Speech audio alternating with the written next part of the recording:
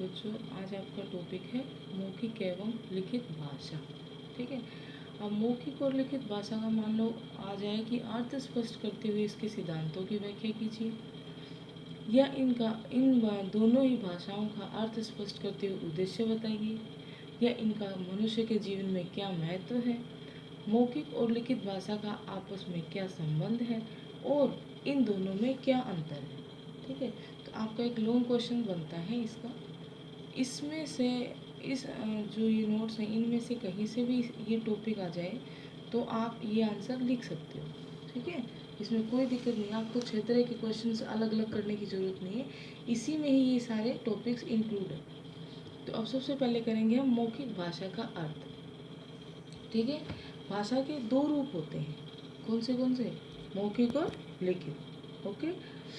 तो मनुष्य जो है अपने भाव, विचार और अनुभवों को अभिव्यक्त करने के लिए जिस समाज सम्मत ध्वन्यात्मक संकेत साधन का प्रयोग करता है उसे उसकी मौखिक भाषा कहते हैं, है ना। ध्वनि चिन्हों का जो प्रयोग करता है उसे मौखिक भाषा कहते हैं। मानव जीवन में मौखिक भाषा का बड़ा महत्व है। बच्चे जन्म के कुछ दिन बाद ही जिन व्यक्तियों के बीच रहते हैं उनकी भाषा सीखना आरंभ कर देते हैं और 3 वर्ष की आयु पूरी करते करते इस भाषा के माध्यम से बातचीत करने लगते हैं। ठीक है। इसके बाद जैसे जैसे उनका संपर्क क्षेत्र बढ़ता है, यानी बच्चे का जो संपर्क कॉन्टेक्ट जो एरिया है वो बढ़ता है, तो मौखिक भाषा का विकास होने लगता है। यानी विद्यालय में जाने के बाद वो वही क्लास में, जैसे उसकी कक्षा में विद्यार्थी हैं तो अलग अलग लोगों के संपर्क में आता है, तो अलग अलग शब्दों को संचारण करना और फिर भाषा का निर्माण करना वो सीख जाता है। यदि मानव के पास मौखिक भाषा न होती तो यह संसार गूंगों की विराट बस्ती के अतिरिक्त कुछ न होता। आप कभी सपोज करके देखिए, अगर आपकी हमारी लैंग्वेज नहीं होती, हमारे पास अपनी भाषा नहीं होती, हम कुछ बोलकर अपने भाव व्यक्त नहीं कर पाते, तो हम कैसे होते? गूंगों के जैसे होते हैं ना। तो मनुष्य के जीवन में मौखिक भाषा का प्रयोग अधिक होता है। बिना इसके प्रयोग के हम सामाजिक जीवन नहीं जी सकते। दूसरी बात यह है कि मौखिक रूप से भाव, विचार एवं अनुभवों की अभिव्यक्ति में जो स्वाभाविकता और सजीवता होती है वह लिखित रूप में संभव नहीं है ना। यहाँ पर थोड़ा सा क्या है, इसका डिफरेंस बताते हुए बताइए, ये बात हल्का से डिफरेंस कह सकते हैं कि इनमें ये अंतर होता है कि लिखित में हम लिख के तो अपने भाव व्यक्त कर सकते हैं, लेकिन बोलकर जो हम अपने भावों की अभिव्यक्ति स्पष्ट रूप से, स्वाभाविक और सजीव रूप से कर सकते हैं, उतनी हम लिखित में नहीं कर सकते। आगे आता है, नेक्स्ट पैरा चेंज करेंगे। भाषा का ज्ञान प्राप्त करने में भाषा की शिक्षा मौखिक भाषा से ही, मतलब भाषा का ज्ञान प्राप्त करने में भाषा की शिक्षा मौखिक भाषा से ही आरंभ होती है, यानी मौखिक रूप से ही हम भाषा को सीखते हैं, क्योंकि यह लिखित भाषा का आधार होती है और जैसा कि हम उच्चारण करते हैं वैसा ही लिखते हैं। ठीक है ना। भाई जो हम बोलते हैं शब्द, उन्हीं शब्दों को तो लिखते हैं। अब आता है सिद्धांत। ठीक है। सिद्धांत में सबसे पहला पॉइंट आएगा स्वाभाविकता का सिद्धांत, है ना, नेचुरलिटी, यानी जो चीज़ नेचुरल होती है जैसे अपने आप से। ठीक है। तो इस सिद्धांत के अनुसार भाषा स्वाभाविक विधि से सिखाई जानी चाहिए। प्रारंभ में बालक अपनी स्वाभाविक प्रवृत्ति से ही सीखता है, जिसमें बोलना और समझना पहले और पढ़ना और लिखना बाद में आता है। ठीक है। जैसा कि आप और हम भी करते हैं, तो स्टार्टिंग में धीरे धीरे बोलना सीखते हैं, उसके बाद जब विद्यालय में प्रवेश लेते हैं तब फिर हमें पढ़ना और लिखना आता है। भाषा शास्त्रियों के अनुसार प्रारंभिक कक्षा से ही उच्चारण की शिक्षा पर बल देना चाहिए, क्योंकि बाल्यकाल में सीखी हुई भाषा की छाप अमिट होती है। ठीक है। नेक्स्ट आता है आपका क्रियाशीलता का सिद्धांत। क्रियाशीलता से अर्थ है कि करके देखना किसी चीज़ को। ठीक है। तो बालक जो है जन्म से ही असंख्य क्रियाएं करता रहता है और उनके आधार पर ही ज्ञान प्राप्त करता है। पोवेल नामक प्रख्यात शिक्षा शास्त्री ने प्रथमतः क्रियाशीलन के द्वारा ज्ञान प्राप्त करने पर बल दिया। खेल के द्वारा तथा पाठ्यक्रमेतर विषयों के द्वारा क्रियाशीलन के सिद्धांत को अपनाया जाता है। खेल के द्वारा यानी जो प्ले वे मेथड होता है ना, उसके द्वारा और पाठ्यक्रमेतर यानी पाठ्य पढ़ाई से सिलेबस से अलग जो चीज़ें होती हैं उनके द्वारा इस सिद्धांत को की जो है पालना की जाती है।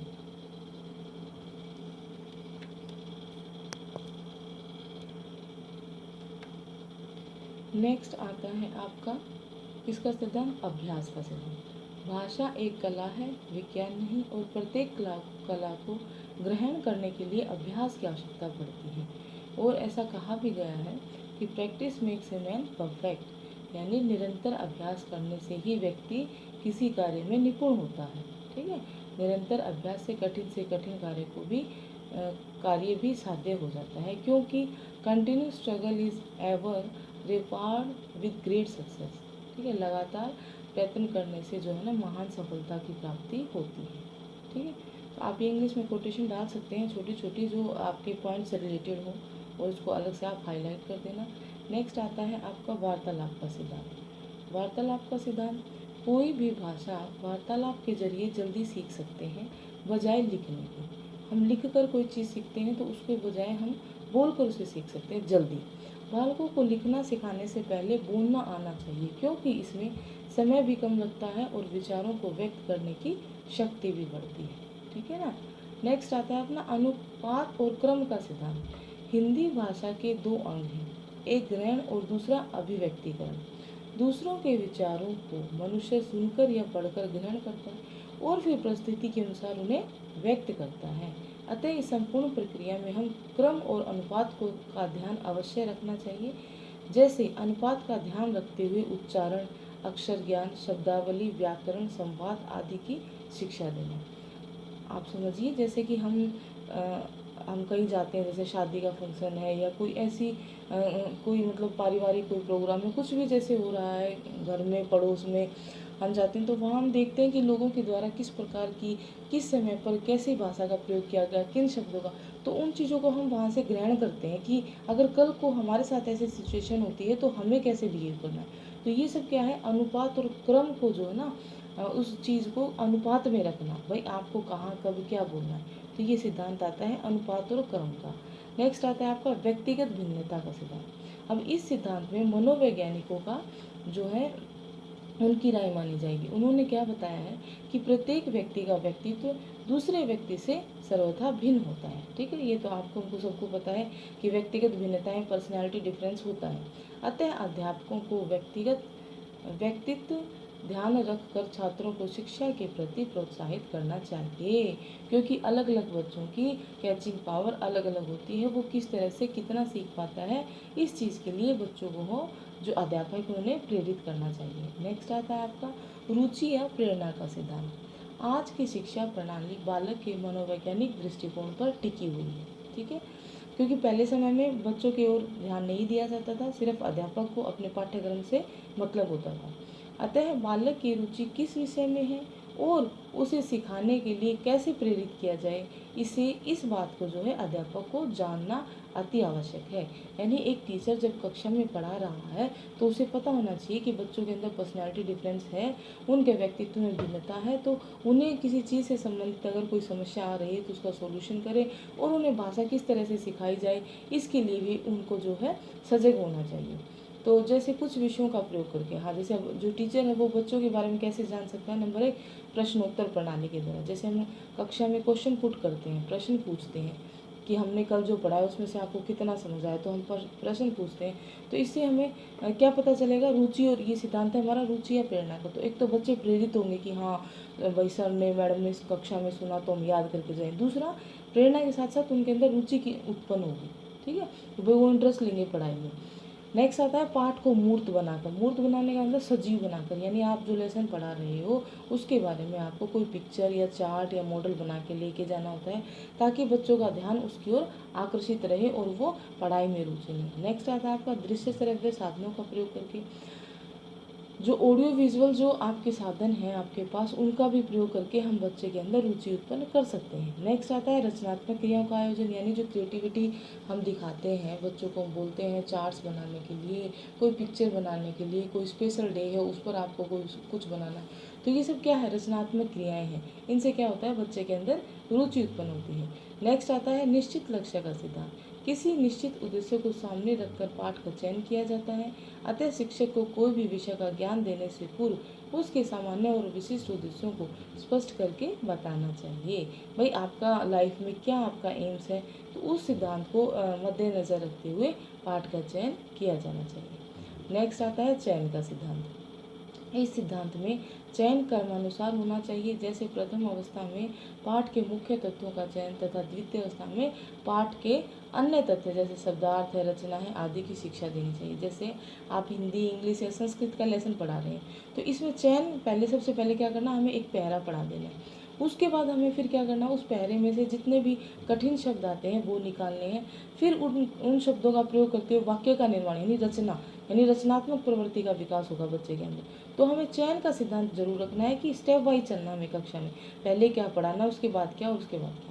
फिर आता है आपका निर्माण और मनोरंजन का सिद्धांत। इसमें बच्चा किसी विषय पर निर्माण कार्य करते समय अपनी रचनात्मक शक्ति का प्रयोग करता है, जिससे इसमें स्वयं अध्ययन करने की इच्छा उत्पन्न होती है और रुचिकर कार्य होने पर उसे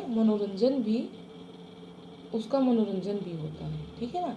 वही बच्चा जो है किसी भी विषय पर कार्य किया, उसने क्रिएटिविटी करके दिखाई, अपनी समझ से उसने कोई कार्य किया, तो उससे जो है उसके अध्ययन करने की इच्छा उत्पन्न होती है। मतलब वो फिर उस चीज़ में देखता है, उसमें इंटरेस्ट लेता है कि हाँ ये क्या चीज़ है, हाँ मुझे ये ड्राइंग बनाना बड़ी अच्छी लग रही है, तो मैं इसको ध्यान से देखूँ, इस लेसन को ध्यान से पढूँ। तो बच्चों का क्या है, मनोरंजन भी होता है और उनमें रचनात्मक शक्ति का प्रयोग भी मतलब प्रयोग करने की क्षमता भी विकसित होती है। ठीक है।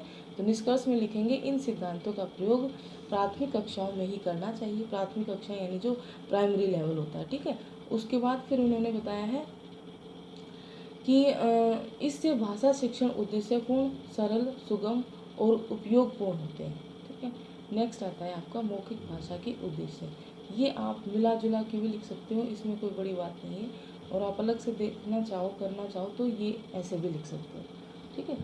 जैसे उद्देश्य और महत्व लगभग एक जैसी सी चीज़ है, तो आप अलग से टॉपिक डाल के भी लिख सकते हो। जैसे मान लो वो एग्जामिनर है, अलग से पूछता है आपसे, और अगर आपको एक ही चीज़ पूछी गई तो आप एक टॉपिक डाल के दोनों के मिक्स पॉइंट में लिख सकते हो। जैसे उद्देश्य लिखेंगे, भावों के आदान प्रदान के द्वारा उत्तेजित भावनाओं को शांत कर समाज में शांति और संतुलन बनाए रखना।